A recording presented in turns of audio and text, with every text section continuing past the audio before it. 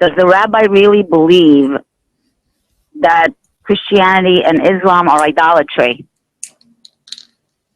Rabbi, can you hear her question okay? Yes, I sure can. Very- Is what is the status of Christianity and Islam in the eyes of God in the Jewish faith? They're very, very different. The question was specifically idolatry, so I'm going to answer that question in that narrow sense. Christianity is complete idolatry.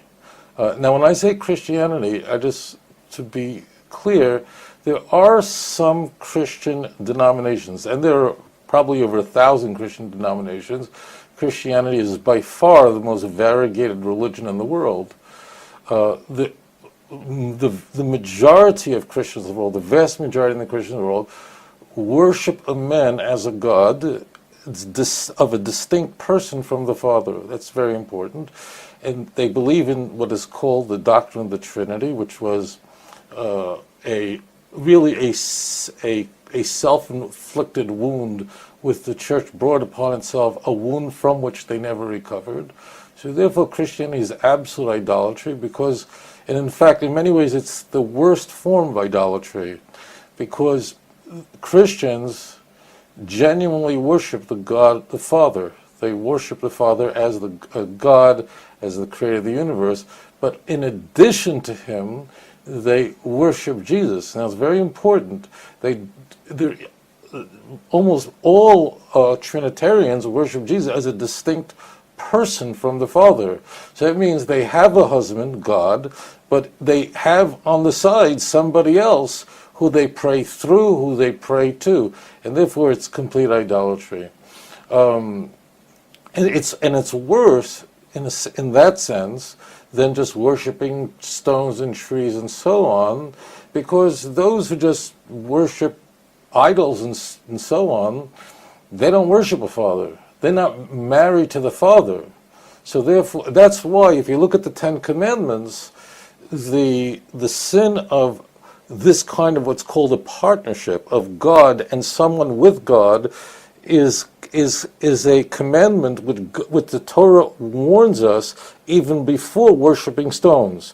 The Ten Commandments in Exodus 20 begin, I am the Lord your God who took you out of Egypt from the house of bondage.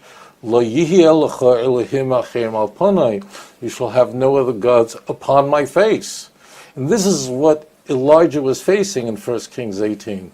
Jews who they worship Baal, but it's very clear they also worship God, the God of Israel. They worship both. And Elijah asked them, how long are you going to try to have both? This is the worst thing. So so Christianity definitely falls into the area of idolatry, utterly and completely. And the Jew, in fact, is called upon to give his or her life rather than convert to Christianity.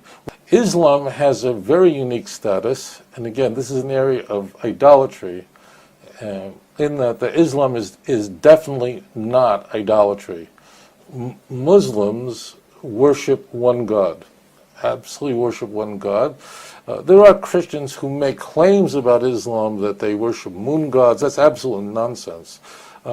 Muslims worship one God. They're very clear about that in Surah 2, 163. It's very clearly outlined in the Quran that there is no else, just one God, and therefore Islam has a unique status in that they are not idol worshippers at all. They worship one God.